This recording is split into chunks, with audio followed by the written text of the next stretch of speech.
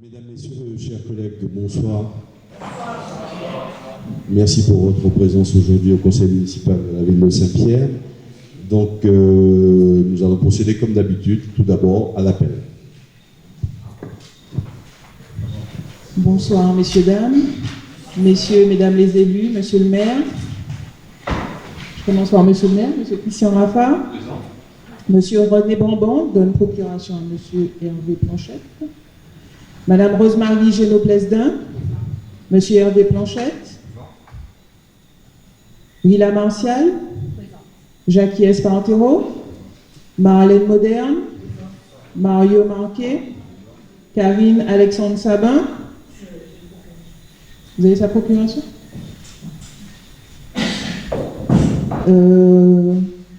René Misa épouse Carrel. Marie Bragance. Germaine Pierre-Léandre. Thierry Méronis.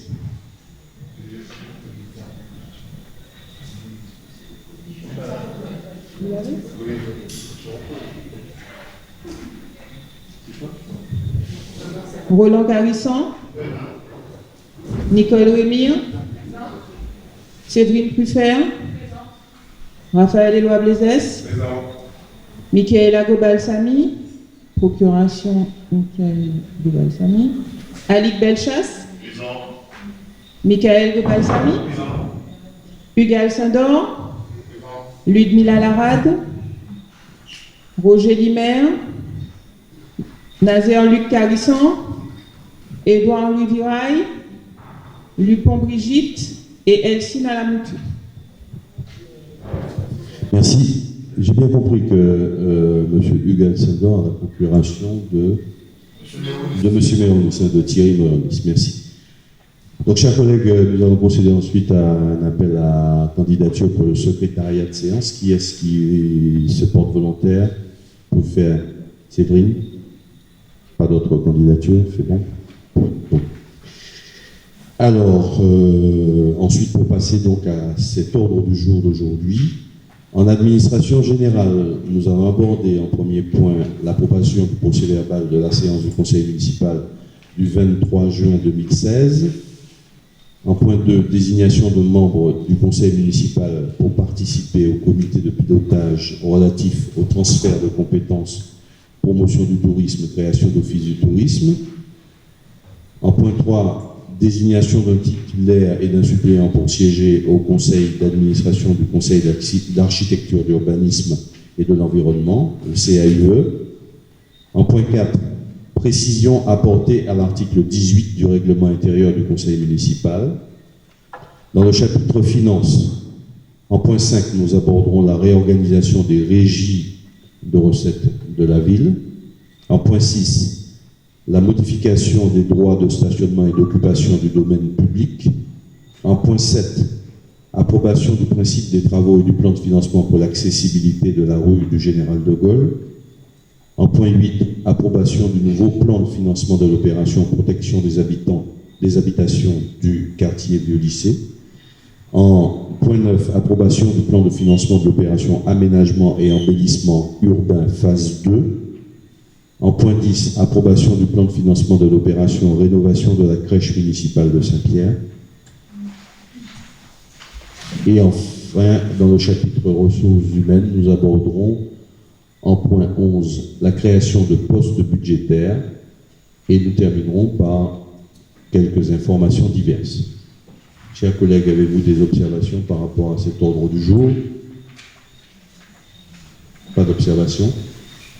Donc je propose que l'on aborde le premier point. Avez-vous tous et toutes reçu le procès-verbal de la séance du conseil municipal du 23 juin 2016?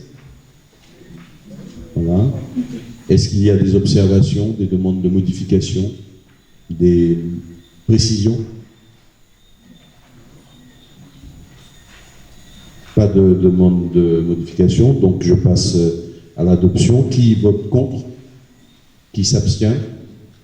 Adoption à l'unanimité de ce procès-verbal du 23 juin 2016. Point 2. Désignation de membres du conseil municipal pour participer au comité de pilotage relatif au transfert de compétences, promotion du tourisme, création d'office du tourisme. Alors, chers collègues, vous savez que la loi du 7 août 2015, dite loi NOTRe, nouvelle organisation du territoire de la République, portant sur la nouvelle organisation, prévoit donc le transfert de la compétence promotion du tourisme, comprenant la création d'offices du tourisme aux intercommunalités à partir du 1er janvier 2017. Ce transfert de compétences s'accompagne d'un certain nombre de modifications juridiques qu'il convient de préparer au mieux à travers la mise en place d'un comité de pilotage et d'un comité technique. C'est dans ce contexte et en application de ce nouveau dispositif que la création d'un comité de pilotage composé de représentants élus et socioprofessionnels, soit 18 à 22 membres, a été actée par le Conseil communautaire de Cap-Nord lors de sa séance du vendredi 17 juin 2016. En outre, par courrier du 27 juin 2016, le président de la communauté d'agglomération du Pays Nord Martinique sollicitait de la part de la commune de Saint-Pierre la désignation d'un élu devant siéger au sein de l'instance en vue de prendre part aux réflexions. C'est à ce titre que M. le maire souhaite désigner M. Alik Belchas en tant que représentant officiel du conseil municipal au sein du futur comité de pilotage. Donc, avant d'aller plus loin, je voudrais savoir s'il y a une autre candidature. C'est une proposition du maire. Je sais qu'on en a déjà débattu, mais officiellement, je demande s'il y a une autre candidature. Pas d'autre candidature. Donc, avant de passer à l'approbation, donc je vous passe la parole pour des précisions que vous souhaiteriez peut-être obtenir ou des informations qui permettraient d'éclairer. Il ne faut pas oublier, même si le public n'a pas la parole, n'a pas droit à la parole, peut-être qu'il serait souhaitable que nous allions un peu plus loin dans les explications de ce qui va se passer. Peut-être que Enfin voilà, donc vous avez la parole. Qui souhaite s'exprimer? Je m'autoriserai à ce moment-là à demander à M. Alik Belchas de nous faire part des motivations qui l'ont poussé à accepter cette proposition et en même temps de nous expliquer un peu à quoi s'attendre dans ce rôle.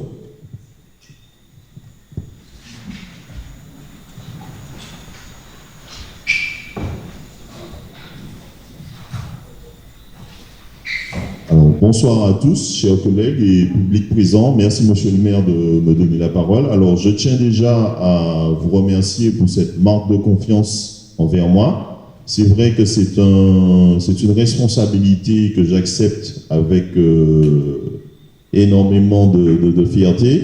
Et je tiens aussi à rappeler ici à l'ensemble des collègues et à toutes les personnes présentes dans cette salle qu'il y a une chose qui est très importante pour moi dans ce qui a été dit, c'est que je serai un représentant. Donc, ce qui veut dire que ce que je défendrai, surtout au niveau de ce comité de pilotage qui aura pour but de déterminer une politique touristique pour l'ensemble du territoire nord de la Martinique, c'est la mise en valeur de la ville de Saint-Pierre sous tous ses aspects. C'est vrai que Saint-Pierre est surtout connu pour être une ville d'art et d'histoire, mais il n'y a pas que cela au niveau de la culture que Saint-Pierre a apporté à toute la Martinique et je dirais même à l'échelle caribéenne. Et je pense que cela a été oublié pendant pas mal de temps et je m'évertuerai bien sûr avec l'aide de mes collègues ici présents que je n'hésiterai pas à solliciter pour des propositions à défendre ce point de vue qui est le point de vue, je pense, de l'équipe ici présente ce soir.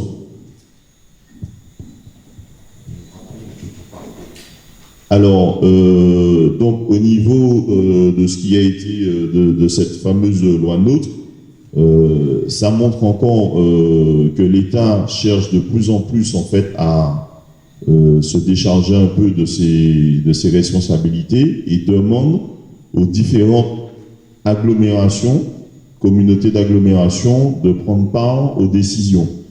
Et pour cela, ça veut dire qu'il y aura effectivement un représentant de chacune des 18 communes faisant partie de Cap-Nord au niveau de ce comité de pilotage et que les décisions seront prises de façon, on va dire, assez homogène. Maintenant, je reviens sur mes propos de tout à l'heure. Je n'oublierai pas, même si je fais partie de ce comité de pilotage, de défendre ce que Saint-Pierre a à apporter et ce que Saint-Pierre représente et va devoir représenter dans un avenir proche et aussi lointain pour l'économie martiniquaise. Alors, mon parcours, certains d'entre vous le connaissent déjà, je ne vais pas m'étaler dessus. J'ai travaillé dans le secteur du tourisme pendant 9 ans.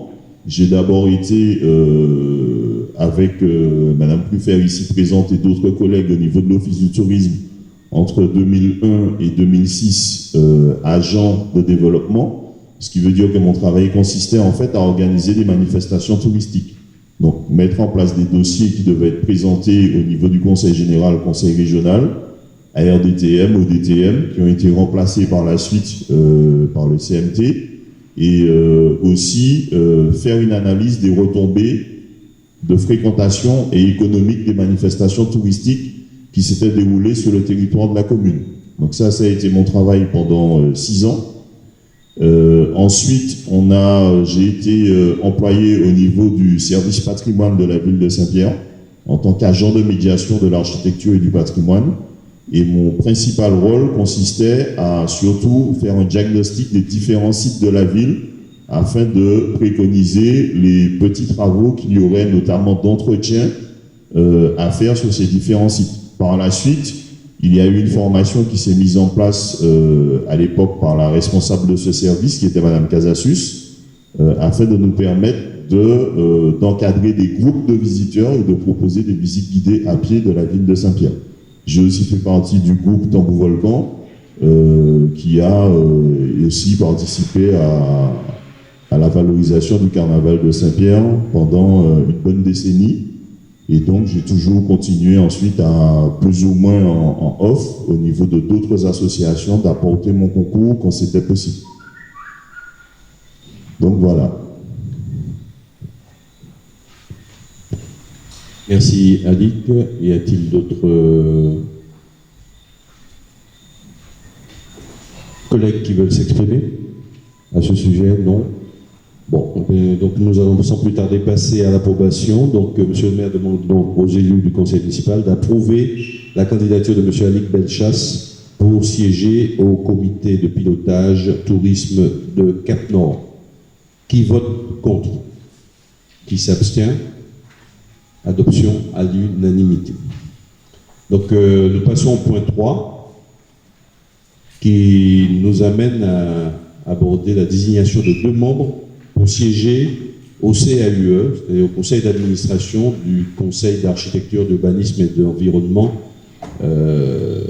Et donc par lettre du 23 mai 2016, le directeur du CAUE demande à la mairie de Saint-Pierre, à la ville de Saint-Pierre, de désigner un titulaire et un suppléant pour siéger au conseil d'administration de cet organisme.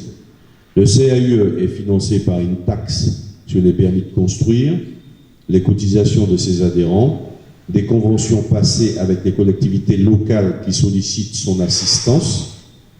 Il intervient hors de tout acte marchand et ne se substitue pas aux professionnels de la maîtrise d'œuvre. Il est une structure d'expertise indépendante d'accompagnement à la maîtrise d'ouvrages publics et privés.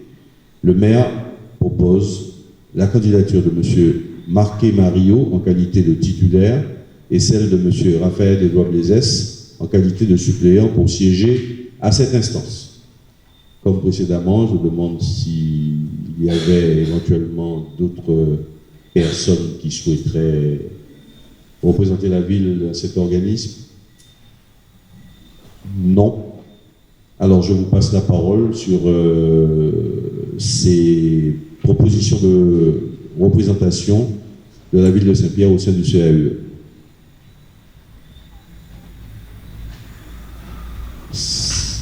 si M.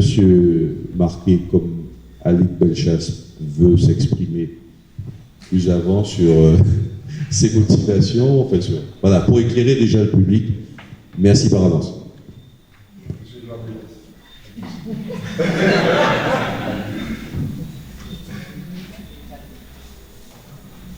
Oui, alors, juste quelques petites précisions. Donc, à la limite, le CAUE, c'est un organisme qui est investi d'une mission d'intérêt public.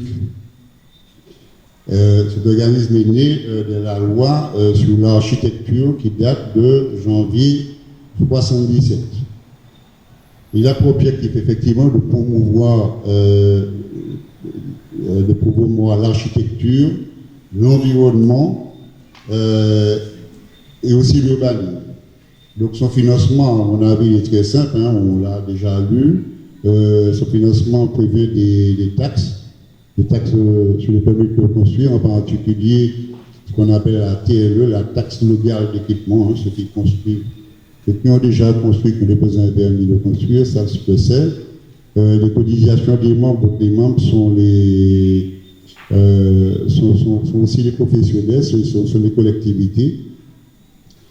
Et qu'est-ce qu'on peut ajouter encore? Effectivement, c'est un cabinet d'expertise qui se situe hors de ce qu'on appelle le champ concurrentiel. C'est-à-dire qu'on n'a pas le droit de le consulter, de le mettre en concurrence avec d'autres cabinets de maîtrise d'œuvre. C'est un cabinet qui est hors du champ concurrentiel, qui n'intervient que pour ce qu'on appelle un maître d'ouvrage. Et le maître d'ouvrage, c'est celui pour lequel on construit cet ouvrage. Donc, je crois qu'on a un petit peu fait le tour là-dessus. Qu'est-ce qu'on peut ajouter d'autre? Bon, ça va. Ça va. Merci, Mario. Qui d'autre souhaite s'exprimer? Peut-être Raphaël, je ne sais pas, Flora. C'est comme vous voulez, chers collègues. Je vois Séverine qui sourit. Non, bon, d'accord. Donc, s'il n'y a pas d'autres interventions, nous allons passer à l'approbation de la candidature de M. Mario Marquet et de M. Raphaël Olabezès en tant que suppléant, en tant que respectivement titulaire et suppléant pour nous représenter au CAUE. Qui vote contre? Qui s'abstient?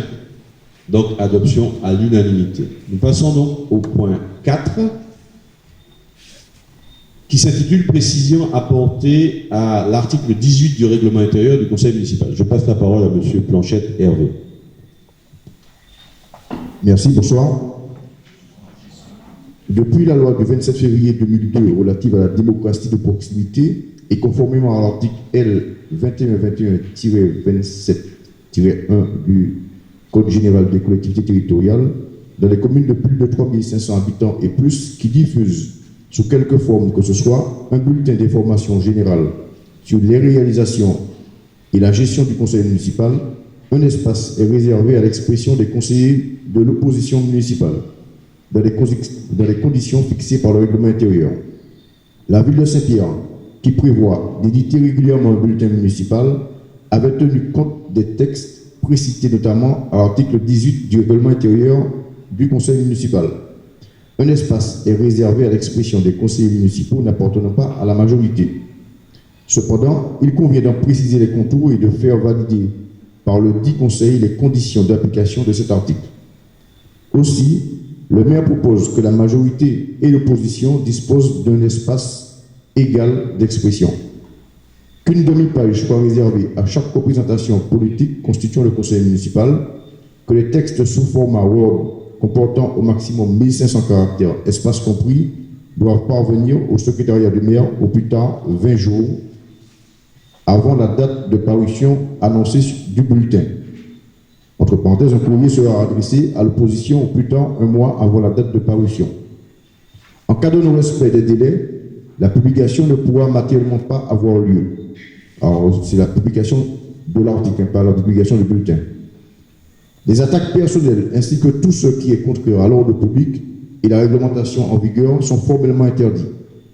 En cas de non-respect du contenu, conformément à la loi, le maire peut refuser sa publication ou, le cas échéant, demander le retrait des mentions diffamatoires ou illégales. Le droit d'expression dans le bulletin municipal s'effectue dans les limites des affaires communales qui relèvent de la compétence du conseil municipal. Dès lors, lorsque l'opposition propose un article relatif à un sujet qui ne relève pas de la gestion communale, le maire, en sa qualité de directeur de la publication, peut lui demander une modification de l'article. Il peut également ne pas publier l'article si l'opposition refuse une nouvelle rédaction, quand bien même ces écrits n'auraient pas de caractère injurieux ou diffamatoire. Tribunal administratif de Versailles, 27 mai 2004. Requête 0301-025. Ceci étant exposé, le maire demande au conseil municipal de valider chacun des points dessus énoncés qui précisent les modalités d'application de l'article 18 du règlement intérieur. Y a-t-il des questions?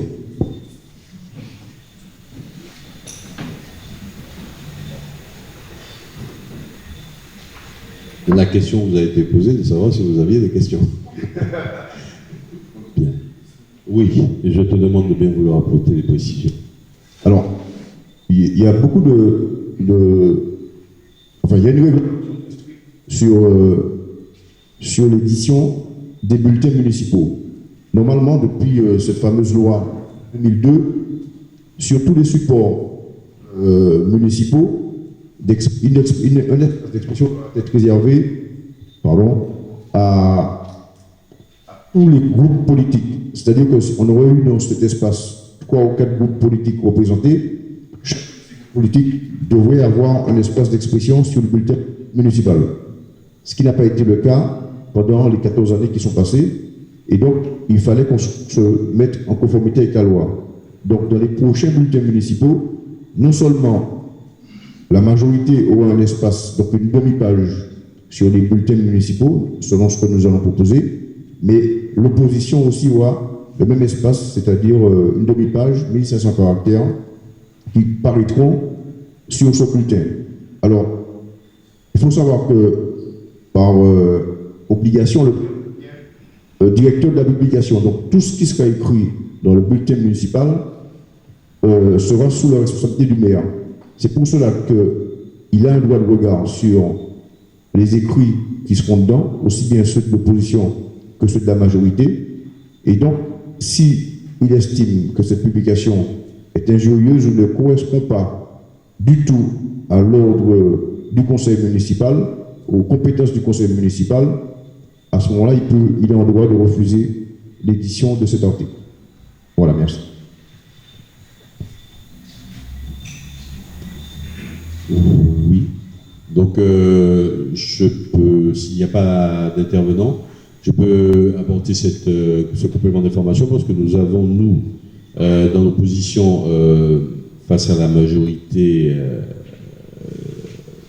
ancienne, demandé à plusieurs reprises que cette loi de démocratie de proximité de 2002, je dis bien 2002, soit appliquée à Saint-Pierre. Et donc nous savons que à tous les niveaux de la République, les collectivités, même la région Martinique, comme n'importe quelle ville de France et de Navarre, à partir du moment où il y a de l'argent public qui finance une publication quelconque, papier, internet, etc., et qui parle de la gestion de la municipalité, les groupes politiques doivent avoir un espace d'expression. Espace d'expression minimal, bien entendu, parce que bon, le journal, on peut pas faire une encyclopédie avec, ça coûte cher. Donc, ce qu'on a, on a vu beaucoup d'exemples, Hervé Planchette et moi-même, peut-être vous aussi, de bulletins municipaux où effectivement, en général, une demi-page est réservée aux groupes politiques pour s'exprimer sur des sujets tels que, je ne sais pas moi, le transport à Saint-Pierre ou bien le développement touristique de Saint-Pierre ou des sujets donc d'intérêt public. L'opposition peut s'exprimer donc sur ces bulletins.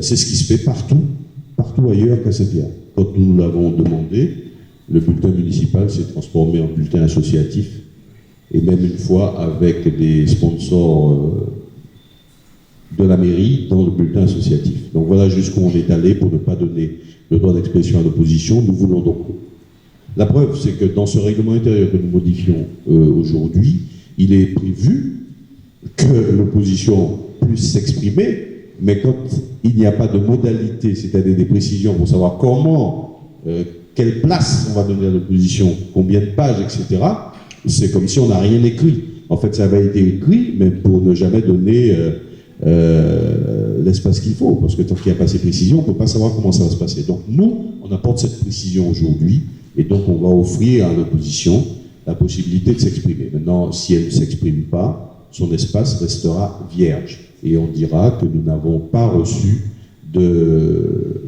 d'articles ou de textes de l'opposition. Voilà. Mais vous verrez donc dans le prochain bulletin municipal apparaître cette nouveauté à Saint-Pierre, le droit d'expression de l'opposition.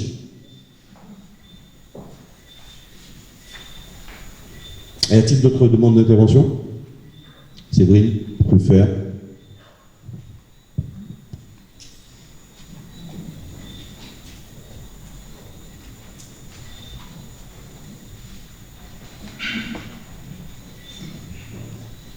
Bonsoir. Donc, nous allons faire un bulletin municipal. Vous venez de dire, monsieur le maire, que ça coûte cher. Pourriez-vous nous rappeler combien ça va coûter à la ville de Saint-Pierre, s'il vous plaît? Je donne la parole à monsieur Planchette, en charge de la communication de la ville.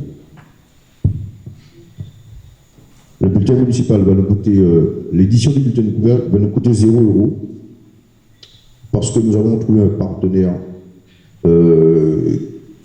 qui a une formule très simple et qui nous a quand même. Je vais quand même expliquer cette anecdote parce qu'elle vaut le coup d'être écoutée. C'est une entreprise qui travaille avec beaucoup de mairies en Martinique, en Guadeloupe, en Guyane, en métropole, à La Réunion, et qui a un principe simple, c'est qu'elle va rechercher des sponsors qui vont acheter des encarts publicitaires sur le bulletin, et ce sont ces encarts publicitaires qui payent le bulletin.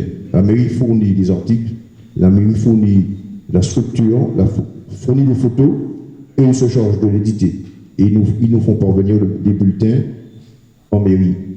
Et donc, ce monsieur que nous avons rencontré, monsieur le maire, le dernier jour de sa visite en Martinique, il est venu en Martinique, et il a essayé de joindre la mairie à plusieurs reprises les années précédentes, et sans succès. Il était déboussolé. C'est finalement le maire de Carbet qui lui a donné mon numéro de téléphone, qui lui a dit, mais appelle monsieur Planchette. Et à ce moment-là, on a pris rendez-vous avec lui le dernier jour, avant qu'il ne parte, et on a pu signer ce contrat-là. Donc le premier bulletin va sortir, va être difficile à faire parce il fallait le faire dans les temps, mais c'était très compressé. Mais on prendra l'habitude de le faire avec les délais normaux. Donc voilà, merci. Y a-t-il d'autres demandes d'intervention? S'il n'y en a pas, nous passons donc au vote. Qui vote la question? Je la rappelle. Ceci est... Pardon, je suis loin déjà. Ceci étant exposé, le maire demande au conseil municipal de valider chacun des points ci-dessus énoncés qui précisent les modalités d'application de l'article 18 du règlement intérieur. Donc sur ces bases-là, nous allons rajouter une annexe, enfin on va modifier le règlement intérieur pour introduire cette notion, ces notions. Qui vote contre? Qui s'abstient? Adoption à l'unanimité. Nous abordons le chapitre finances et par un point, le numéro 5, je redonne la parole à M. Hervé Planchette pour le sujet de la réorganisation des régies de recettes de la ville de Saint-Pierre. Merci. Une régie de recettes permet, pour des raisons de commodité, de charger un régisseur d'exécuter de manière limitative et contrôlée des opérations d'encaissement d'une collectivité territoriale au nom et pour le compte de son comptable public assignataire. Cependant, si l'existence des régies est une nécessité en matière de recouvrement et de recettes permettant d'abonder rapidement la trésorerie de la collectivité, il convient de les moderniser. Le contrôle en serait alors simplifié et les risques diminués. Le maire propose donc dans un premier temps, d'en réduire le nombre, puis dans un deuxième temps, d'opter pour des modes de paiement plus actuels. Alors, il y a une petite rectification à faire sur le document que vous avez reçu. Le nombre de régies passerait de 10 à 4 régies, avec de nouveaux modes de paiement, comme indiqué dans le tableau que vous avez reçu. Je vais donner le tableau tout à l'heure. Les anciens modes de paiement seront conservés provisoirement afin de permettre aux administrés de s'inscrire progressivement dans la modernité. Alors, les 4 régies concernées sont la régie de la crèche, d'accord? Donc, ce sont des régies de nature, recettes et avances. Et on va pouvoir, en votant ce soir la modification de cette régie, permettre aux Pirotins de payer la crèche par un moyen moderne qui s'appelle la carte bancaire. La deuxième régie concerne tout ce qui est taxes funéraires, toilettes publiques, droits de place de stationnement. Là également, on pourra également payer par terminal de paiement électronique, donc avec des cartes bleues. Et j'ai oublié de préciser aussi que la crèche, dans un deuxième temps, on pourra également payer les droits de crèche par Internet, donc paiement en ligne.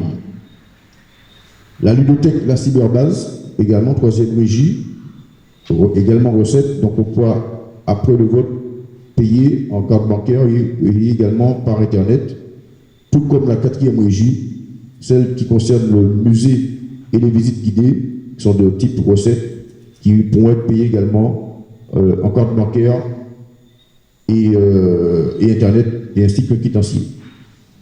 Voilà. Y a-t-il des questions?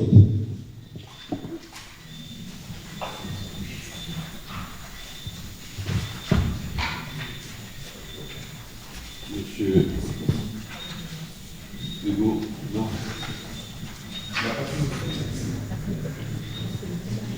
Il y a quelque chose de précis. Oui. Donc, le fait justement, le fait de passer de 10 régies à 4 régies, ça ne veut pas dire qu'on en supprime certaines, c'est qu'on a fusionné les régies, comme ça nous limite les choses, on les fusionne pour ne pas avoir des régies qui des fois qui ne génèrent pas de recettes suffisamment importantes, justifiant qu'on y assigne un régisseur spécifique. Donc, ce sont des fusions de régies. Il y en avait 10, et puis on les passe à 4, en les mutualisant.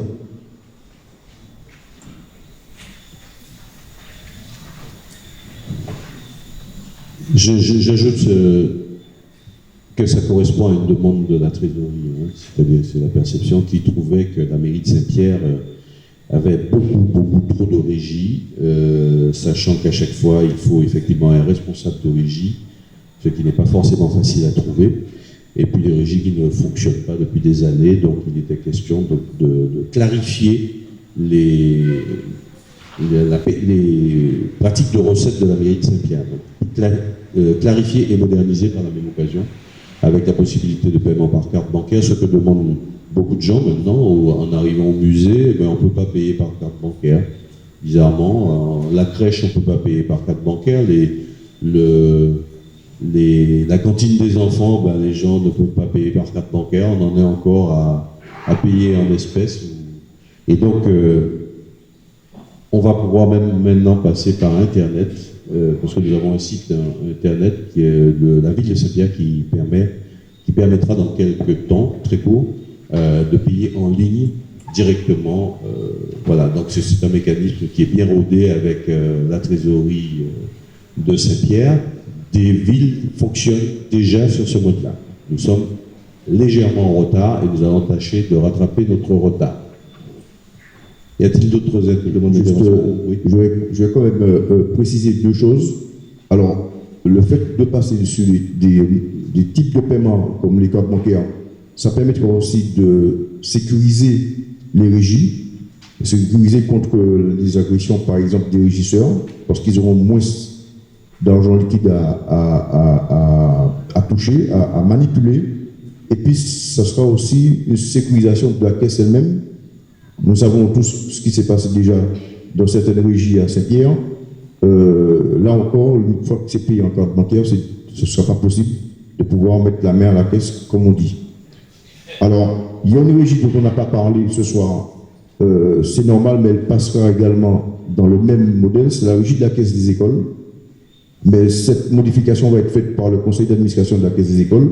Et on pourra également payer donc les TAP et la cantine par les mêmes types de paiements, c'est-à-dire avec un terminal carte bancaire. Merci. Comment? Et Internet. Merci, M. Blanchette. Donc, y a-t-il d'autres demandes d'intervention? Sinon, nous allons passer à l'approbation. Donc, la question est de... Le maire demande donc aux conseils municipaux de l'autoriser à supprimer les régies existantes. Certaines régies existantes, à créer de nouvelles régies, comme l'indique le tableau ci-dessus, d'intégrer de nouveaux modes de paiement de ces régies. Qui vote contre? Qui s'abstient? Adoption à l'unanimité. Nous passons donc à la question 6. Je passerai la parole à Mme Génaud-Rosemary pour le point de modification des droits de stationnement et d'occupation du domaine public communal. Bonsoir. Monsieur le maire expose à l'Assemblée que plusieurs demandes lui ont été adressées afin d'obtenir sur le territoire de la commune des espaces pour développer des activités commerciales ou artisanales.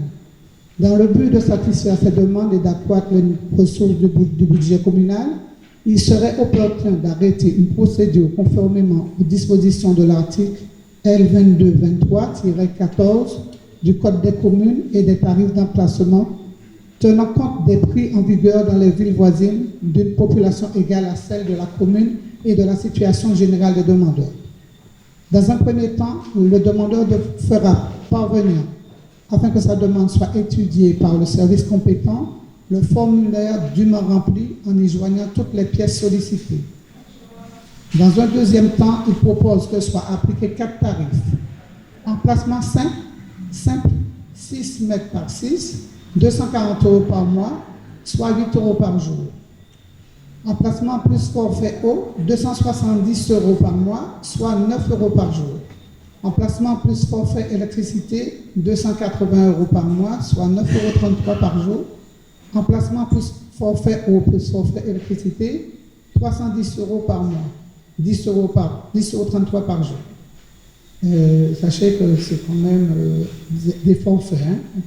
Il précise que l'emplacement simple qui équivaut à un chapiteau peut-être plus important, 2 chapiteaux et le tarif sera alors doublé. Les dérogations au paiement des droits de place pourront être prononcées pour des activités non commerciales. Exemple, médecine du travail, don du sang, association, si l'activité n'est pas commerciale à but non lucratif. Les dossiers ayant reçu un avis favorable feront l'objet d'une convention, annexe 2, signée des 2 parties, l'autorité territoriale et le demandeur. Le maire demande donc aux membres du conseil municipal de l'autoriser à mettre en place la procédure d'autorisation d'occupation temporaire, d'approuver les termes de la convention, l'autoriser à appliquer ses tarifs, l'autoriser à prendre toute décision concernant cette affaire.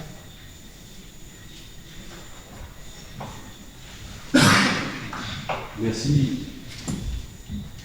Merci Rosemary. Donc, y a-t-il des demandes d'intervention ou souhaites-tu apporter des précisions, M. Espartero? Oui, bonsoir. Je souhaiterais savoir actuellement le nombre de personnes, d'ambulants qui occupent l'espace public. Ça, c'est une première question. Et la deuxième question, concernant ces mêmes ambulants, est-ce qu'on a un point précis concernant les autorisations officielles, c'est-à-dire les AOT, que pourraient détenir ces personnes? Pour l'instant, il y a en tout une douzaine. une douzaine, ils sont répartis un petit peu sur la place de la Rousselane, ainsi sur la place Félix Boisse, sur la place Bertha. Et pour les AOT, ben, écoutez, ça se faisait un peu bizarrement, on donnait tout simplement une autorisation, et c'est bien pour cela que maintenant on veut remettre un petit peu de l'ordre. Et à ce moment-là, nous allons faire signer des AOT à ces gens-là.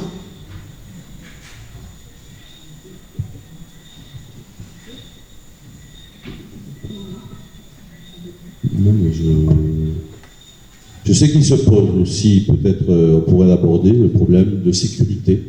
C'est un point quand même important dans notre travail, parce qu'il y va de la sécurité publique lorsque l'on est branché de façon un peu, je ne veux pas dire sauvage pour ne pas choquer, mais de façon un peu, comment dirais-je, improvisée sur l'éclairage public, sur l'électricité. Donc il y a un problème de mise aux normes qui est derrière aussi cette préoccupation que nous avons. Tu veux rajouter des choses là-dessus? On a trouvé effectivement ce genre de problème où ces gens sont branchés sur l'électricité et aussi sur le service de l'eau. Seulement, jusqu'ici, on ne maîtrisait pas. Et c'est bien pour cela que nous avons décidé de trouver une solution qui pourrait clarifier cette situation et mettre à jour ces personnes qui occupent l'espace, l'électricité et l'eau de façon de n'importe comment.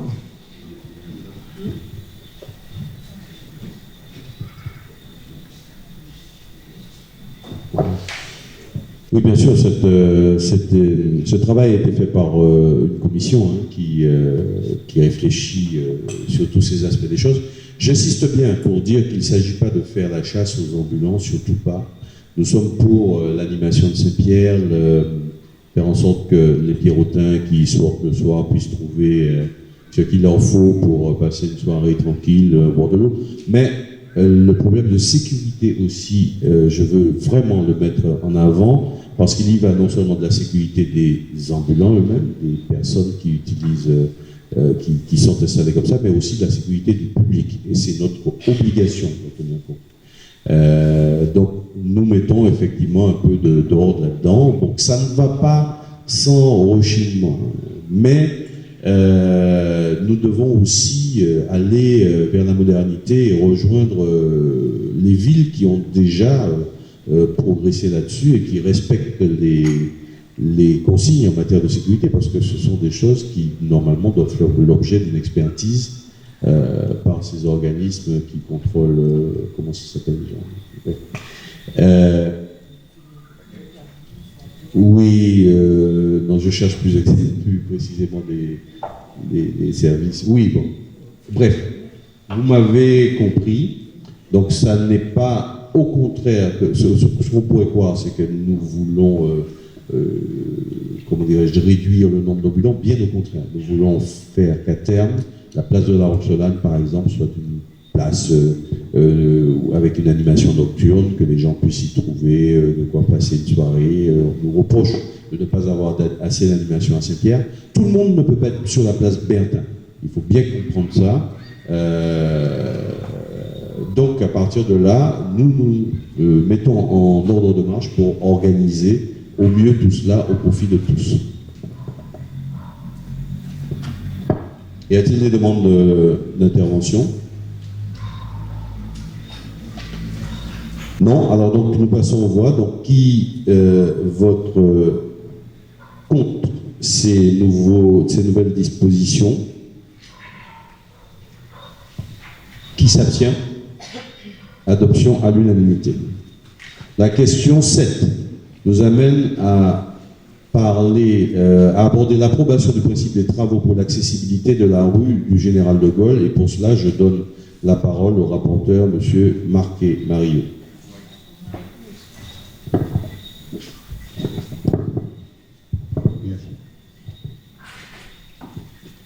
La rue du Général de Gaulle, une des voies principales de la ville de Saint-Pierre, est très fréquentée par les piétons et les automobilistes.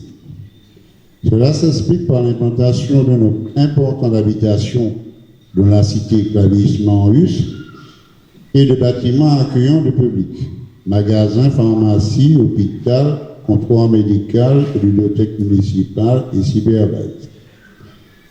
Il est également nécessaire de souligner la présence du pôle emploi et des syndicats des communes de la Caraïbe Nord-Ouest à la rue voisine, la rue Clavius-Marius. De plus, la ville prévoit, avec la mise en service de parking provisoire sur les parcelles A62 et A63, une augmentation significative de la fréquentation de cette rue. Actuellement, la rue Générale de Gaulle est une voie double sens où le croisement des véhicules s'avère difficile en raison de l'étroitesse et la vastitude de la chaussée, l'inaccessibilité des trottoirs par des personnes à mobilité réduite et plus largement par les piétons, l'existence de parking sauvage venant également compliquer la circulation. C'est délicat?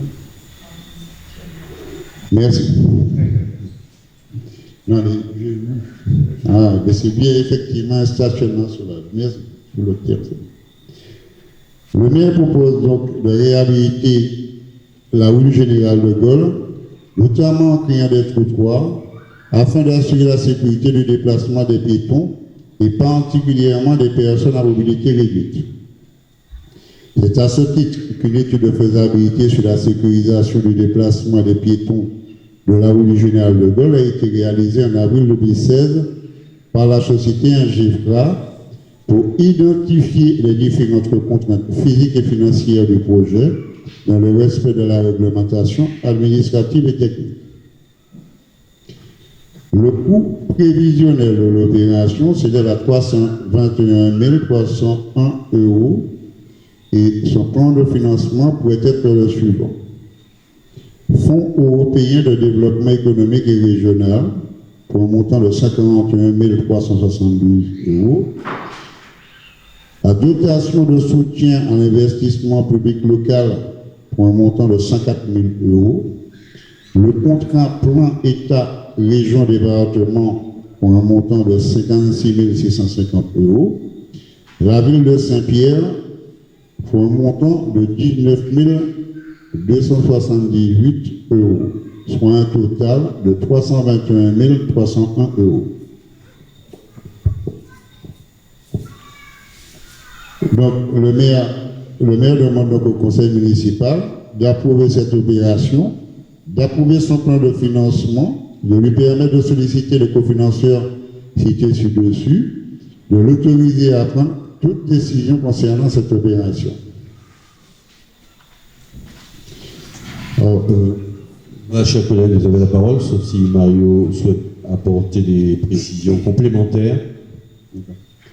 Alors, la rue Générale de Gaulle, je crois qu'effectivement, vous connaissez tous son état.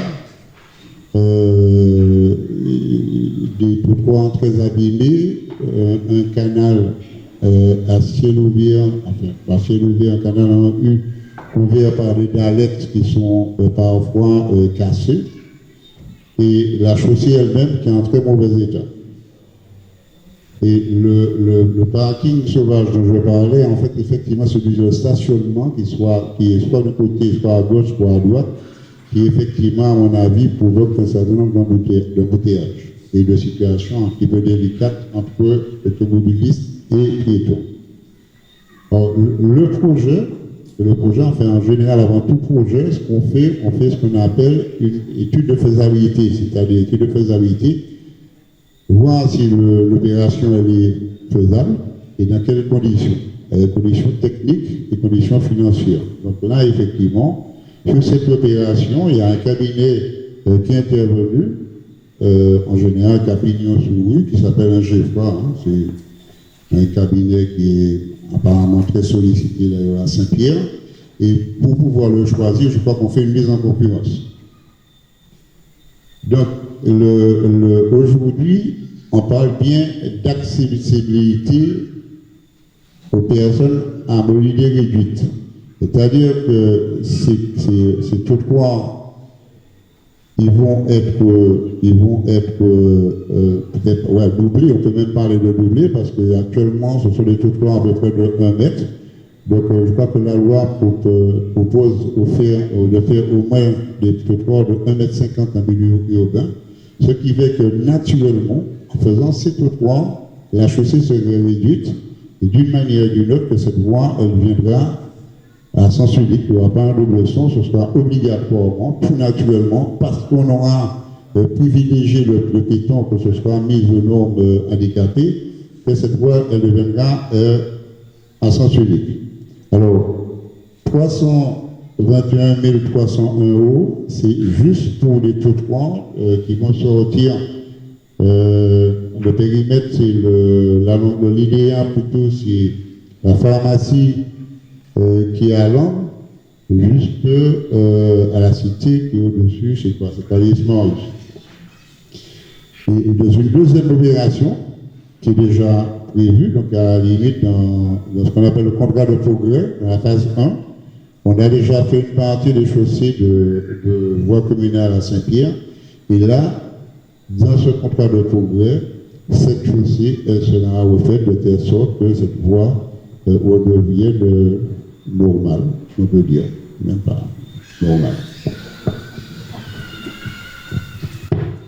Merci Mario, qui veut intervenir pour Raphaël Éloi Bézas.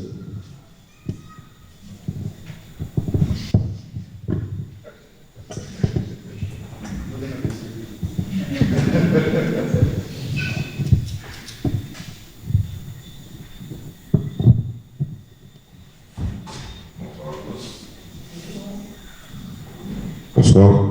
Simplement pour apporter encore une précision, c'est effectivement une des rues qui manquait au Pirotin pour qu'elle soit refaite. Parce que bon, je suis tous les jours sollicité, quand est-ce que ta rue sera refaite, machin, bidule. Donc c'est important aujourd'hui, on en avait déjà parlé à un précédent conseil municipal, c'est important encore aujourd'hui, ce soir, qu'on en reparle et que les Pirotins puissent savoir qu'elle n'est pas laissée pour compte, qu'elle sera refaite et quel sera le phasage justement de cette opération. Parce que bon, Mario ne l'a pas rappelé, mais il y aura aussi un parking qui sera aussi prévu. Donc, qui nécessite d'abord de passer par d'abord les trottoirs, la rue, et ensuite un parking qui sera aménagé pour recevoir une centaine de véhicules. Donc, c'était cette information-là supplémentaire que je voulais apporter.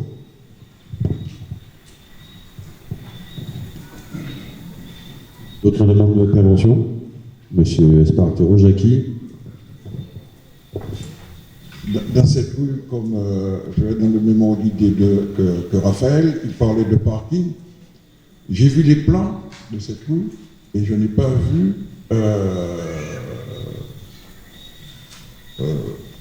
un emplacement, enfin, l'entrée, une entrée réservée justement à l'accès à ce parking.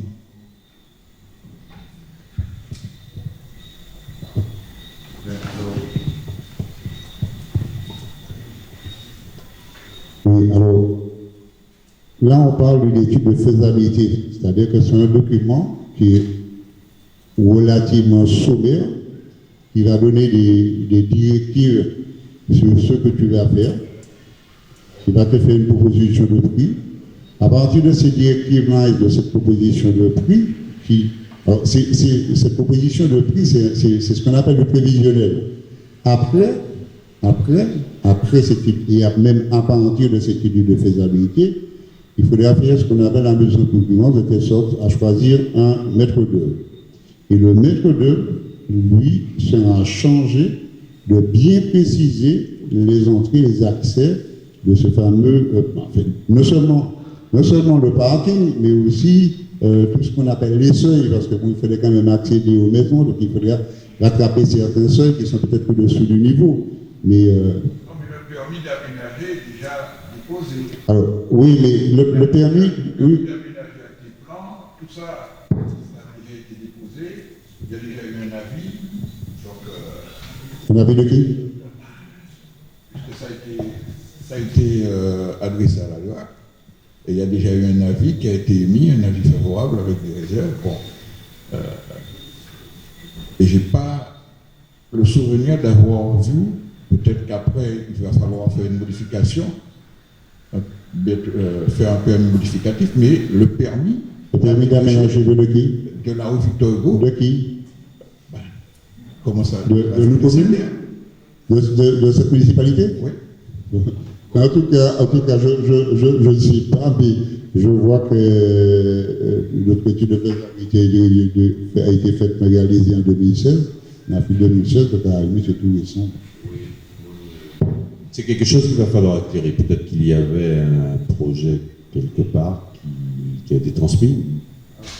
Non, ça c'est clair que l'ancienne municipalité avait effectivement monté un projet, mais nous, jusqu'à ce que moi je connais que cette étude de faisabilité que j'ai eue et qui ne date pas de très longtemps, qui date d'avril 2016. Donc à la limite, c'est tout récent.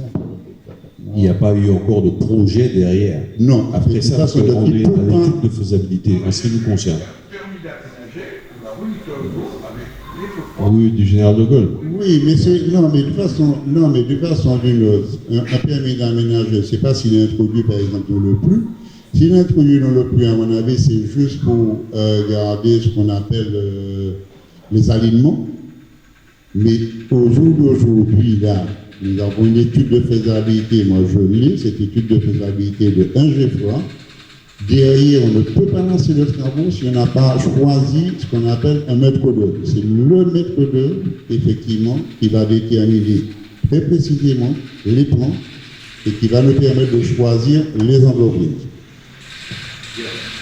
En tout cas, donc, les zones de l'art que vous allez vérifier de quoi il s'agit précisément. En tout cas, nous sommes au travail pour améliorer. Et je remercie donc particulièrement M. Marquet et Mario pour avoir attiré notre attention là-dessus, parce que pour prolonger ce que disait Raphaël et Loblézès, il était pour nous, dans notre tête, question simplement de refaire le revêtement. Quand Mario nous a dit non, ça ne peut pas fonctionner comme cela simplement, c'est pour ça que ça suscite l'impatience, ça génère de l'impatience chez les Pirotins, mais il faut bien comprendre que déjà, toute l'activité qu'il y a là, qui a été dit, pharmacie, la cité qui est au bout, mais on va rajouter en plus un parking sur l'espace de l'ancienne gendarmerie, donc tout ça va générer un flux de circulation piétonne qui ne pouvait pas être compatible simplement avec refaire le revêtement. Il fallait effectivement sécuriser et créer des trottoirs qui n'existent pas. Donc tout cela amène à un projet qui est beaucoup plus lourd que le simple revêtement qui a été fait pour les autres rues à l'abandon que nous avons déjà régénérées. Donc là, c'est un nouveau projet qui a nécessité d'aller chercher des financements spécifiques. Et c'est ce que nous votons ce soir, si vous le voulez bien. Y a-t-il encore une demande d'intervention? Non. Donc nous passons au vote. Donc donc je rappelle les questions. Approuver cette opération, approuver son plan de financement, lui permettre de solliciter les cofinanceurs cités ci-dessus et d'autoriser le maire à prendre toutes les décisions concernant cette opération. Donc qui vote contre? Qui s'abstient? Adoption à l'unanimité. Le point 8 nous amène à redonner la parole à M. Mario Marquet pour parler de l'approbation du plan de financement de l'opération protection des habitations du quartier Vieux-Lycée. Le quartier Vieux-Lycée a connu le samedi 30 janvier 2016 vers 23h des éboulis importants ayant entraîné la chute de grands arbres en contrebas. Le quartier Vieux-Lycée et plus largement celui du Mouillage présente des carences importantes en matière de sécurité. Les services techniques de la commune doivent fréquemment intervenir pour évacuer le petit bloc. Les travaux de sécurisation de la falaise et de mise en place d'une signalétique ont déjà été effectués. Il est nécessaire de solliciter des financements supplémentaires selon le tableau suivant. Au fonds Barnier de 6 550 €, Collectivité territoriale Martinique, 17 330 euros.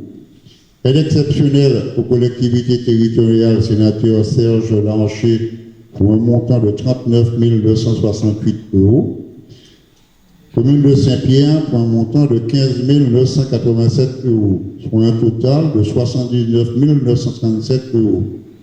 Le maire demande donc au conseil municipal d'approuver son nouveau plan de financement. Il lui permet de solliciter les cofinanceurs cités ci-dessus, de l'autoriser à prendre toute décision concernant cette opération. Collègue, vous avez la parole, ou Mario, si tu peux préciser. Je crois que nous tous nous connaissons la situation du vieux lycée, plutôt du monde orange, donc en particulier du vieux lycée, avec cette falaise qui surplombe donc le vieux lycée. Et en attendant des travaux très lourds, qu'on dirait de sécurisation de la falaise, puisque le danger du vieux lycée vient de la falaise, donc en attendant ces travaux très importants, effectivement, qui devront sans aucun doute pas coûter seulement 79 000 euros, et à mon avis, qui vont coûter beaucoup plus cher. Je crois qu'il y a quelques petits travaux supplémentaires en termes de signalétique et autres qu'on a réalisé, donc effectivement, c'est pour ça que le montant, il paraît peu, mais bon, c'est juste pour des travaux légers, quoi, disons. En attendant, des travaux beaucoup plus lourds. Y a-t-il des demandes d'intervention? Bon, donc nous passons sans plus tarder aux voix, à savoir donc qui vote contre, qui s'abstient. Avant toute chose, je voudrais quand même remercier le sénateur Larcher qui a proposé donc son aide sur un projet de la ville, et donc nous allons donc sur sa réserve parlementaire, nous allons donc lui soumettre ce projet en espérant donc qu'il va être adopté par le Sénat, qui approuve les demandes qui arrivent au sénateur sous cette forme. Donc voilà, donc la commune de Saint-Pierre participera à hauteur de 20%, l'aide du sénateur devrait arriver à hauteur de 50%, la CTM 22%, et les fonds Barnier, fonds d'État réservés pour des problèmes de sécurité de la population, seront à hauteur de 8% sur ce projet. Donc qui vote contre, qui s'abstient, adoption à l'unanimité. Point 9, toujours pour M. Mario Marquet, on ne lui a pas prévu une bouteille d'eau, c'est comme la prochaine fois il va falloir le faire. Approbation du plan de financement de l'opération aménagement et embellissement phase 2.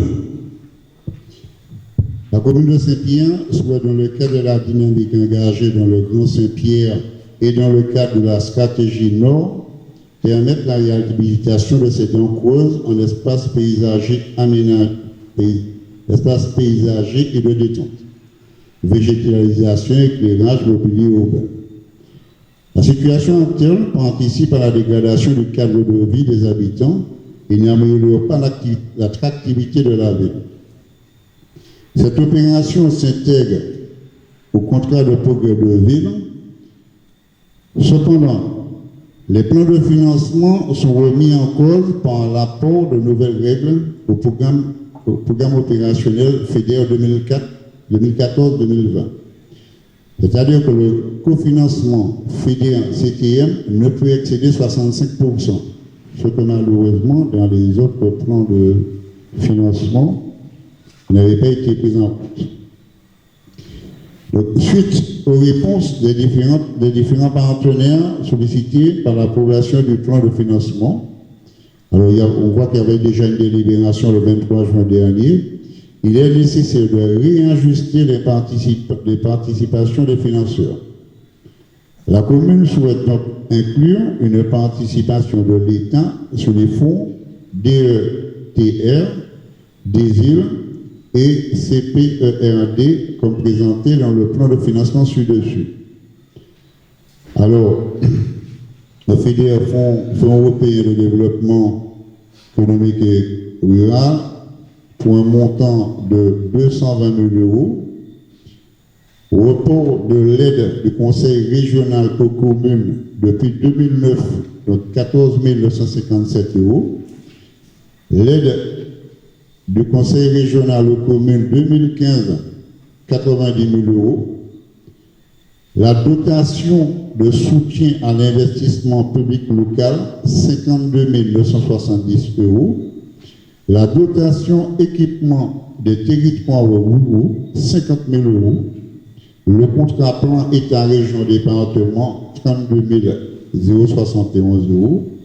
La commune de Saint-Pierre pour 39 935 euros, soit un montant total de 99 935 euros.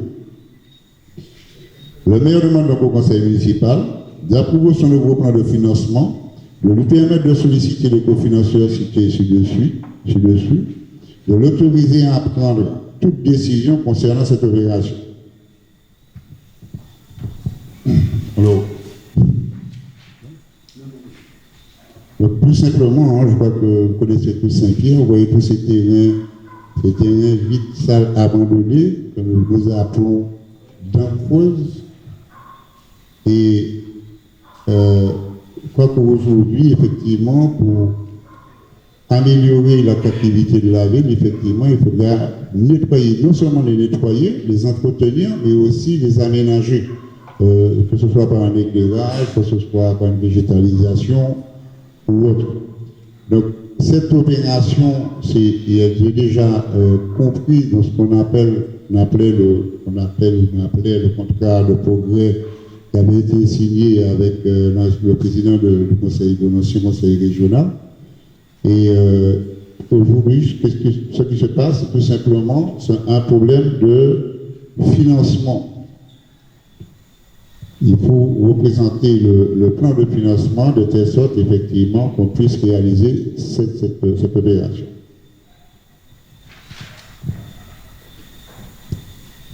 Merci Mario. Effectivement, je rebondis là-dessus pour répondre à un certain nombre d'interrogations que nous entendons et qui nous reviennent. Il y a toujours qu'à parler de l'argent, il y a qu'à faire projet, et il dit au départ qu'il y a un déficit, etc. Donc effectivement, nous sommes confrontés à cette situation qui nous oblige à aller chercher, comme je l'ai dit souvent, des ressources à tous les niveaux. Et je voulais, pour expliquer le fait que nous sommes obligés de revenir sur des plans de financement qui avaient déjà été votés par le conseil municipal, donner lecture en raccourci de la lettre que j'adresse le 3 août, c'est-à-dire au début de ce mois, le 3 août 2016, à monsieur le président du conseil exécutif de la collectivité territoriale de Martinique, monsieur Marie-Jeanne, donc à propos du contrat de progrès de la ville de Saint-Pierre, ce qui éclairera peut-être même certains élus. Donc je disais, monsieur le président, la ville de Saint-Pierre a souhaité programmer des opérations financées par le report des subventions aides du conseil régional aux communes non utilisées depuis 1999, par des subventions aides du conseil régional aux communes des années 2014 et 2015 et par une subvention exceptionnelle au titre du contrat de progrès. Ce que je veux dire par là, c'est pour éclairer que quand on nous dit que où est-ce qu'on trouve l'argent, là c'est très important de savoir que le contrat de progrès qui a été présenté en juillet 2015 au conseil régional est composé, intègre des financements qui n'avaient pas été utilisés depuis 1999. Des subventions avaient été votées pour la ville de Saint-Pierre et jamais utilisées pour faire ce à quoi elles étaient destinées. Donc, en négociant avec l'ex-conseil régional, nous avons réussi à réintégrer une partie de ces sommes dans le fameux contrat de progrès sur lequel l'ex-région a rajouté une enveloppe supplémentaire. Donc c'est déjà, on a raclé les fonds de tiroir qui traînaient de partout. Donc c'était de l'argent qui était là et qui n'était pas utilisé. Donc quand on nous demande de côté de quoi chercher l'argent, il était là, il n'est pas utilisé, nous prenons. Bon. Dans ce contexte, je continue. Dans ce contexte, la commune de Saint-Pierre a pris le 9 juillet 2015 une délibération relative à l'adoption des plans de financement L'ex-conseil régional a pris également, lors de sa séance plénière du 23 juillet 2015, la délibération numéro 15 1311-1, pièce jointe que je lui adressais, du contrat de progrès de la ville de Saint-Pierre, qui fixe également les différents plans de financement. Le montant total de subventions accordées à la commune de Saint-Pierre par l'ex-conseil régional s'élevait donc à 2 080 000 € 479, 2 080 479,60 €. C'est ce que nous avions obtenu comme enveloppe de subvention en juillet 2015, en allant présenter notre contrat de progrès au conseil régional. À ce montant, il fallait rajouter le reliquat d'aide du conseil régional aux communes 2015, que nous n'avions pas consommé complètement, de 47 318,03 €. Le montant total de la subvention accordée était donc de 2 127 797,63 €. Bon, je raccourcis pour aller plus loin et dire de plus. Lors de l'élaboration de ces plans de financement en juin 2015, entre la mairie et les services de l'ex-région, il a été décidé d'intégrer une part FEDER, le Fonds européen de développement rural, lorsque cela était possible. Mais voilà où est le problème. C'est que, cependant, de nouvelles règles ont renforcé le PO, le programme européen et le programme opérationnel FEDER 2014-2020, celui qui est en cours. Deux points, la participation FEDER plus CTM ne peut dépasser 65%. C'est-à-dire que ça a été revu à la baisse. C'est-à-dire que les subventions additionnées de l'Europe et de la CTM ont été revues à la baisse. Certains de nos plans de financement allaient jusqu'à 80, presque 90% de cumul de subventions, et la ville n'avait que 5 à 10% sur certains projets. Et bien là, les règles ont brutalement changé et on ne pouvait plus financer ces projets qu'à hauteur de 65% en termes de subventions. Région plus Europe. CTM maintenant plus Europe. Ce qui fait que, afin de respecter ce critère, les montants des reports d'aide du conseil régional aux communes ont dû être revus à la baisse. Ce qui permet de... Voilà. Donc, ça a fait un différentiel de 290 538,55 € à aller chercher ailleurs. Sinon, ça restait à trouver dans les caisses de la commune qui sont vides.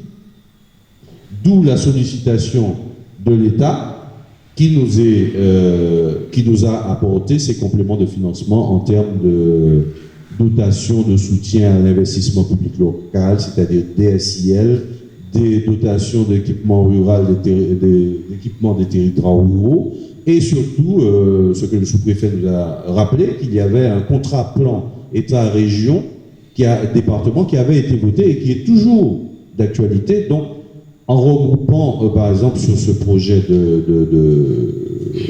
c'est celui de je ne sais plus lequel, nous avons donc celui de l'aménagement embellissement urbain phase 2, qui consiste à nettoyer les dents creuses, tout ça. C'était déjà voté, c'était déjà acté, le financement était déjà en place. Mais parce qu'il y a eu ces nouvelles donnes, nous avons été obligés d'aller chercher ailleurs, sinon nous ne pouvions pas, nous n'aurions pas pu réaliser ces projets parce que nous n'en avons pas les moyens. Donc, grâce à l'aide de sous-préfet et qui nous a aidés dans la recherche de ces nouvelles subventions, nous avons pu reboucler un autre plan de financement, et sur 499 935 € de coût global, la ville ne cotisera qu'à hauteur de 39 935 €. Donc voilà la magie dont on nous accuse. C'est pas de la magie, c'est simplement de la finance, de la dépense d'énergie, des recherches tout azimut, avec une équipe administrative dont je salue le travail, constituée, je vais le nommer parce que bon, il faut bien nommer les gens quand ils font quelque chose de positif, de M. Lérandi et d'une certaine dame qui s'appelle Mme Ségolène QR. C'est eux qui se cassent la tête et qui réfléchissent en collaboration bien entendu avec la CTM, la sous-préfecture et autres organismes pour aller chercher ces financements supplémentaires pour que la ville puisse néanmoins réaliser ses projets. Donc c'est pas facile, mais ça se fait et il n'y a pas de miracle. Ce n'était pas de l'argent qu'on a trouvé là, c'est de l'argent qu'on va chercher. Je le confirme. Y a-t-il des demandes de précision, d'intervention, de complément d'information? Sinon, donc, nous allons passer aux voix cette approbation du nouveau plan de financement, de me permettre aussi de solliciter des cofinanceurs cités ci-dessus et de m'autoriser à prendre toute décision concernant cette opération. Qui vote contre? Qui s'abstient? Adoption à l'unanimité. Donc, question 10, toujours pour Mario Marquet en termes de rapporteur, en tant que rapporteur. Approbation du plan de financement de l'opération de rénovation de la crèche municipale.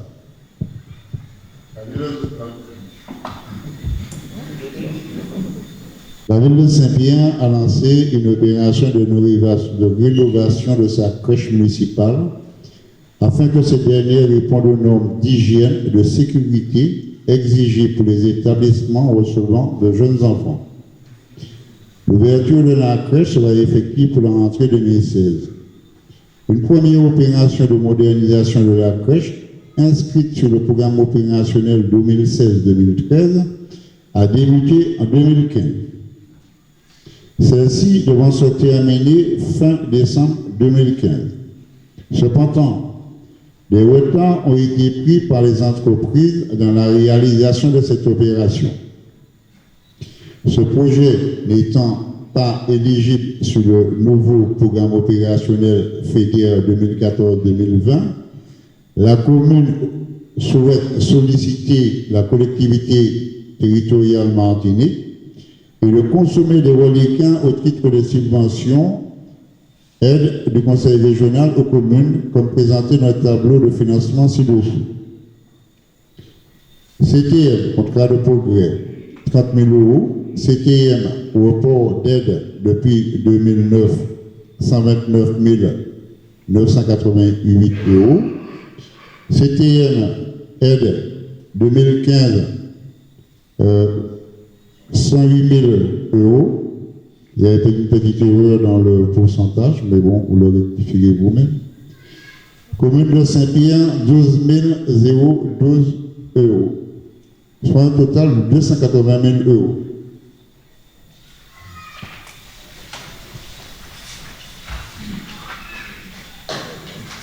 Oui,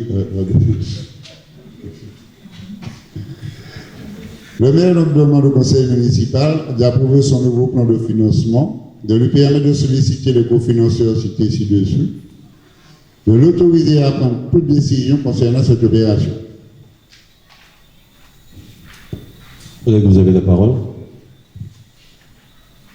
Raphaël Eva-Bézès.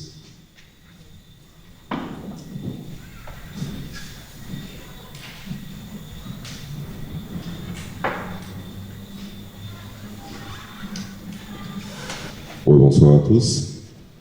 Monsieur le maire, c'est une très belle opération que la rénovation de la crèche. Je n'étais pas présent lors de l'inauguration pour des raisons professionnelles, mais j'ai quand même appris que le directeur de la CAF y était et qu'il a donné des informations importantes. Est-ce que vous pouvez nous apporter quelques indications sur ces informations, s'il vous plaît? Merci. Oui, donc tout d'abord, monsieur le directeur de la CAF m'a pris à part pour s'étonner que nous n'avions rien demandé à la CAF et nous n'avions pas présenté de dossier de demande de financement pour cette rénovation de la crèche. Alors je lui ai expliqué qu'effectivement nous étions dans l'urgence quand nous sommes arrivés. Le contexte il était ce que vous savez, hein, cette crèche était hors norme. Et notre responsabilité, surtout la mienne, était engagée directement. Hein. Donc il fallait y aller vite. Nous pensions à y aller beaucoup plus vite que ça. Et donc nous savions que la CAF n'était pas en mesure de plancher, de réunir une commission juste pour nous, pour plancher sur notre dossier de demande de subvention. Donc nous sommes allés là aussi sur le contrat de progrès avec l'ex-région pour demander une aide pour réaliser ce projet. Ce sur quoi finalement nous sommes obligés de revenir pour les mêmes raisons que j'ai dites tout à l'heure, c'est-à-dire que nous sommes obligés de tenir compte des nouvelles règles européennes. Donc nous en sommes à revoter ce contrat, ce plan de financement qui avait déjà été acté par l'ex-région. Mais là où a été notre surprise, c'est que le directeur de la CAF a tenu publiquement au micro, à rappeler que la CAF avait mis à disposition de la municipalité, l'ex-gouvernance de Saint-Pierre, l'ex-municipalité de Saint-Pierre, successivement 1,4 million et 1,3 million d'euros pour une nouvelle crèche qui devait se faire, vous savez, dans le virage du stade Paul-Pierre-Charles. Donc c'était une partie du financement. Et que cette crèche, cet argent n'a jamais été consommé. La première fois, la subvention est tombée en obsolescence et ils ont revoté une enveloppe de 1,4 million qui n'a jamais été utilisée par la municipalité précédente pour la nouvelle crèche. C'était donc sa destination.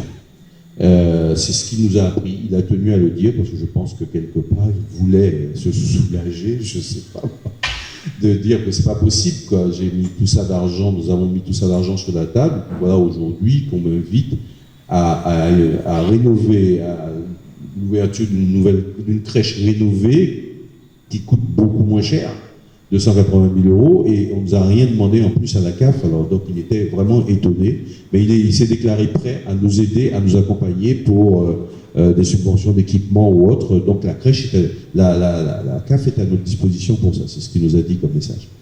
Mais je peux compléter, je devais le dire en informations diverses, mais ça me permet de compléter sur une actualité brûlante concernant le financement de cette crèche, à savoir que de l'autre côté, la région Martinique avait mis, on en avait déjà parlé, à disposition de la ville de Saint-Pierre, 420 000 € en gros, toujours sur ce même projet de nouvelle crèche.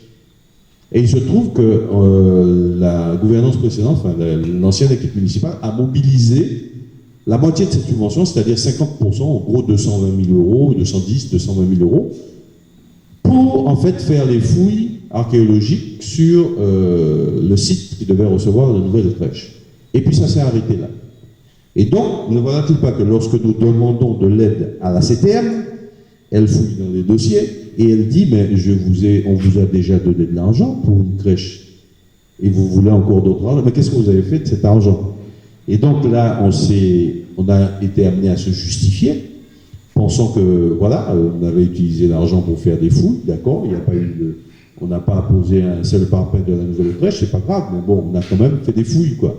Ils nous ont dit, non, ça ne peut pas marcher comme ça, parce qu'on vous a donné 50% de la subvention de 420 ou 440 000 € qui était prévue pour un projet réalisé à 100%.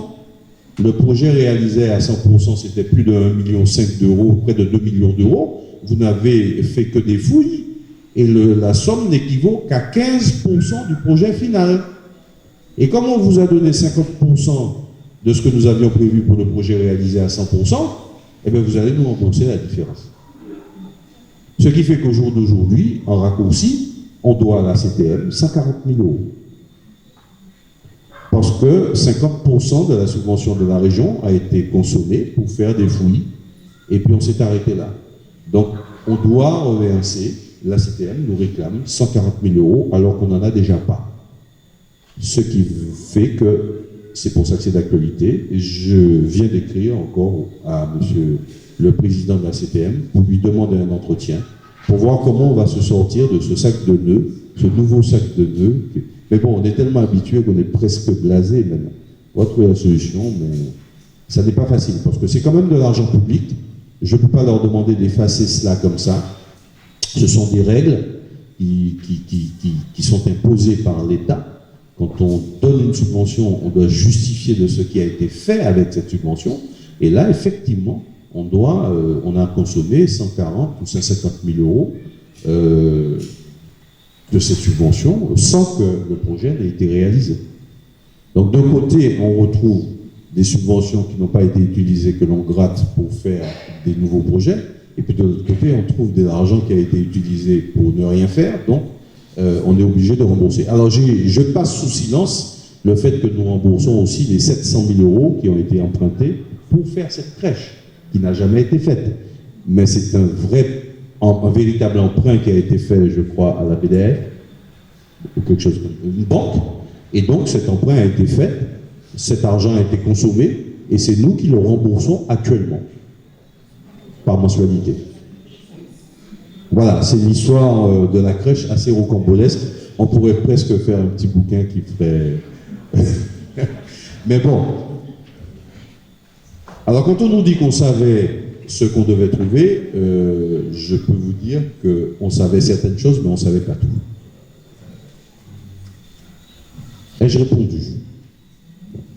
Et c'est pas fini, me dit Madame la DGS, et je crains bien qu'elle n'ait raison. Y a-t-il des demandes d'intervention? Non, mais on sait de quoi on parle, c'est pour ça que... pas de demande d'intervention. Donc je passe aux voix sans plus tarder. Qui vote? Là aussi, vous noterez donc sur un projet donc, de 280 000 euros sur le papier, la ville de Saint-Pierre ne devrait, si j'arrive à résoudre tous les problèmes, ne devrait apporter que 12 000 euros sur 280 000 euros. Donc ce sont quand même des efforts qui sont faits par nous pour quand même, malgré tout, avancer. Qui vote contre ce nouveau plan de financement? Qui s'abstient? Adopté à l'unanimité. Donc nous passons sans plus tarder au chapitre ressources humaines et je passe la parole à Raphaël Edouard-Bézès pour la création de postes budgétaires. Dans le cadre des négociations salariales relatives au plan de titularisation et à l'organisation des services, le maire propose de procéder à la création de 5 postes budgétaires comme suit. Alors en grade, 2 agents techniques de seconde classe, dans la filière technique avec date d'effet le 1er septembre 2016, 2 adjoints administratifs de 2e classe en filière administrative avec date d'entrée aussi le 1er septembre 2016, et un rédacteur territorial dans la filière administrative qui entrera le 1er octobre 2016. Donc le maire demande aux membres du conseil municipal de l'autoriser à créer ces postes, de lui permettre d'inscrire au budget les crédits nécessaires à la rémunération et aux charges des agents nommés dans les emplois. Merci Raphaël. Tu peux... Alors, savoir que... Oui, des précisions. Ce sont des postes de titularisation sur lesquels on a travaillé depuis quelques mois avec les services et les syndicats afin de pouvoir justement permettre l'avancement de 4 agents donc, qui seront titularisés sous peu. Et enfin, un rédacteur territorial qui est là une création de poste afin d'étoffer les services administratifs. Ce sera donc un responsable financier qui viendra appuyer le service comptabilité.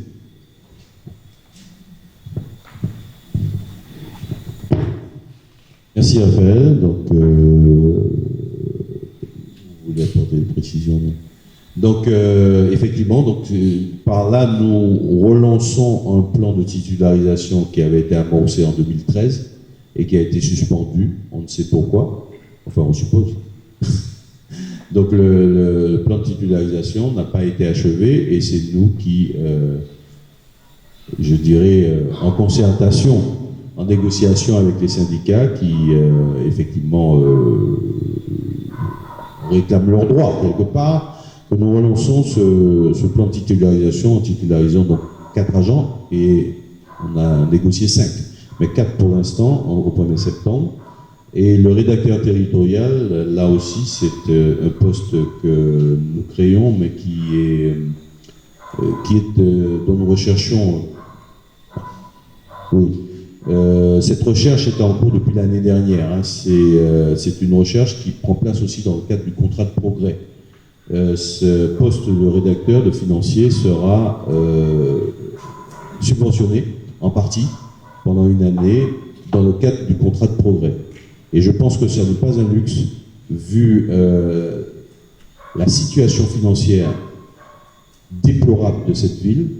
Ça n'est pas un luxe que d'avoir quelqu'un qui a la compétence en la matière, parce qu'à un moment donné, on ne peut pas résoudre les problèmes auxquels la ville est confrontée juste avec la trésorerie disponible.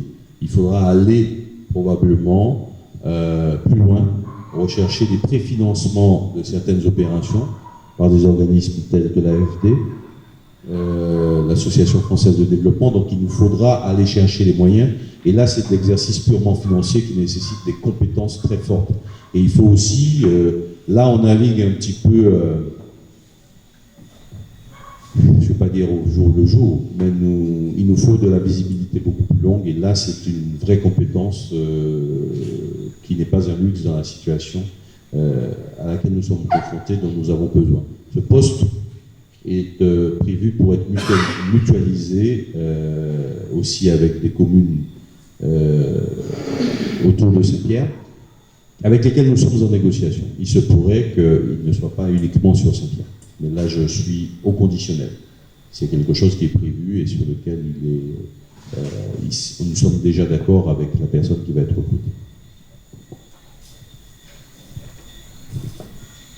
Juste rappeler quand même, je ne sais pas si on l'a bien compris, que ce poste-là ne nous coûte rien.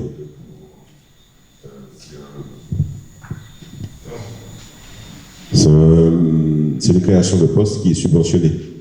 Pas intégralement. Voilà, oui, mais bon... en partie. Voilà. Pendant 1 an. Y a-t-il d'autres demandes de précision? Donc je passe au vote. Qui vote contre le fait de m'autoriser à créer des postes? Oui, je tiens à préciser que le comité technique paritaire consulté ce matin a donné son plein accord, tout du moins un avis favorable sur la création de ces postes. Donc je vous demande de bien vouloir m'autoriser à créer ces postes et de me permettre d'inscrire au budget les crédits nécessaires à la rémunération et aux charges des agents nommés dans les emplois en question. Qui vote contre? Qui s'abstient? Adoption à l'unanimité, je vous en remercie. Et pour terminer, bon, je vais être léger aujourd'hui, j'ai juste une information. Les autres qui sont mauvaises, je les garde pour moi pour l'instant. Qui sont des problèmes à résoudre, dirons-nous. C'est au moins une bonne nouvelle cette fois-ci, avec l'affaire de SMBR, de la société SMBR. Je vous rappelle qui nous avait donc qui nous poursuivait au tribunal administratif de je ne sais plus quelle ville de France pour l'affaire du blindage de la porte de la cathédrale. Il y a cet arceau en bois qui soutient l'arche de la porte de la cathédrale. Réalisée par cette société SMBR, et cette réalisation n'avait pas été payée, ou du moins le financement s'était égaré je ne sais où, et donc la ville de Saint-Pierre était au tribunal administratif pour répondre devant cette société de son non-paiement. Donc, après avoir vraiment bien travaillé, je remercie ici Madame la DGS pour son travail, nous avons résolu ce problème, et la société SMBR s'est désistée de son attaque au tribunal administratif, donc l'affaire est close. Il ne nous reste plus qu'à récupérer le chèque qui s'est égaré dans une autre société, mais au moins on n'est plus devant le tribunal administratif pour cette affaire. C'est au moins une bonne nouvelle, et donc il faut aussi en parler. Mais c'est aussi notre travail.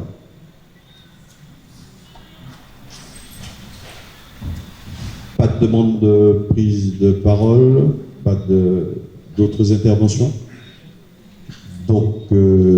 de ce fait, je vous remercie pour votre travail de ce soir et je vous souhaite une bonne fin de soirée.